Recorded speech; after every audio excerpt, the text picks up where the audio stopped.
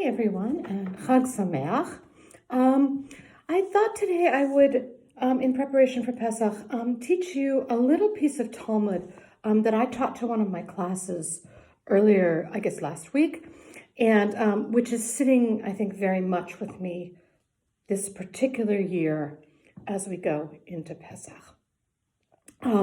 It's in chapter 10 of the tractate Pesachim, which, not surprisingly, is about Pesach.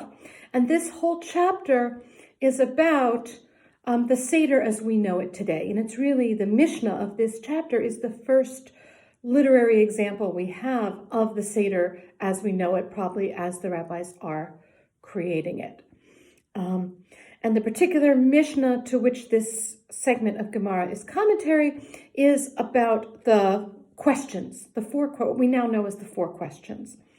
And the Mishnah says, we prepare the second glass of wine, and here the child asks the parent. Literally, the son asks the father, but I'm going to be gender neutral. The child asks the parent.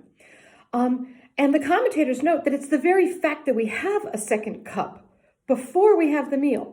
Then in other words, we're used to having a first cup of wine before we have a Chag or a Shabbat meal. We make Kiddush, that's what that cup is for. But the very fact that we're pouring a second cup before we've eaten is in itself strange, and that inspires the child to ask questions. And the child asks, Ma nishtana halayla hazeh? Why is this night different from all other nights?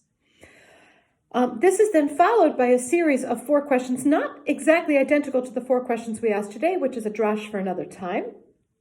But each one of them is actually not exactly a question, but more an observation about why is this night different? How does it look different? And that's the very point, is that you want the person at the Seder to be looking and seeing how different everything is. And then the first thing that the Babylonian Talmud says about this is it cites another tradition from about the time of the Mishnah. And it says this: if the child is wise, the child asks the parent. And if the child is not so wise, maybe if the child isn't ready to ask, or there isn't a child, some of the later codes put this as if someone does not have a child in the home at this moment, then one's partner, of course in the Gemara it says one's wife, but one's partner might ask questions, right? And if there is no partner, or if the partner's not capable of asking questions, one asks oneself. And even if you have two incredibly smart, incredibly knowledgeable, incredibly well-trained rabbinic scholars together, they have to ask each other questions. And so I think you can see why this is sitting with me today. Even if you're by yourself, you have to ask yourself questions. What's more, you ask questions according to the level of the person you're with, right? Whatever the level of the child is, that's the questions the child asks. Of course, we know this, right? This is familiar. This is in essence one of the roots of the tradition of another famous four of the Seder, the four children. Different children have different needs, different kinds of questions, and they deserve different kinds of answers. Interestingly, I want to tell you actually a little story. This is not the first Pesach that Bill and I are going to be doing what is effectively a two-person Seder. Technically, there were three people at this Seder, but not really, kind of. Our daughter, Hannah, we were given by my obstetrician a due date of the 7th day of Pesach. And instead, she decided to show up on the 13th of Nisan. So happy yesterday, Hebrew birthday to Hannah. Which meant that we spent first night of Pesach in New York Hospital. And believe me, if you're going to be in a hospital, that's the best reason to be in a hospital. With this baby who was not even 36 hours old. We hadn't told anybody what we were planning on naming her. So we were calling her Misha Eino Yodat Lishol, the one who does not know how to ask. And we effectively did a Seder with just the two of us. And it was one of the most profound experiences of my life because what I realized at that Seder was how much this Seder is about this process of asking questions and answering them. The fundamental mitzvah of the Seder is v'higarat lebincha, tell your child. And I want to interpret that obviously very broadly today, in the sense of not literally you have to have a child sitting at your table that you are going to tell the story to, but that the point of doing this is to tell the story and to continue passing it on generation from generation to generation. And whether that's your own child or somebody else's child or whoever it is that you are helping pass the story, or the story is being passed on to you, if you are the child, perhaps, literally or figuratively. That's the point of Seder.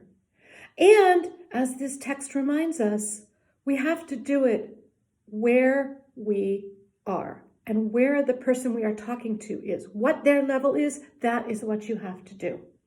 The 4 children tell us that. And so the other thing I've been thinking about